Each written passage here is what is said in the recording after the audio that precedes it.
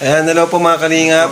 Kasama ko po si Tito Iming. May channel po sila, Rina and Iming Official Vlog. Pasuporta po ng kanilang channel. At pa-subscribe po, pa-comment and share.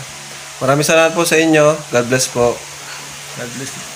Ayan, salamat po. Pa-subscribe po, Rina and Iming Official Vlog. Yan, good afternoon po mga kalingap. Yan, ito po tayo ngayon sa sasakyan ni Kalingap Edo. Yan. Kasama po natin si KG. Yan po si KG, may lagnat, sumama-sama po sa atin. Ang kaya ko naman ito. At wala pong Dalawang matong sumasalong naman ako. magbabantay sa kanya sa bahay. Nasa school po Uwi si nung ate niya. bukas naman, playment pa. Yan po si Kalingap Edo. Galing po kami sa Ekseban. Dali kami sa 7 guys. Pinuntahan po namin yung yung pong magnanay po na PWD, yung pong anak. Ang hirap talaga yung pagka Pauwi na po kami. uwi na po Yan. kami guys.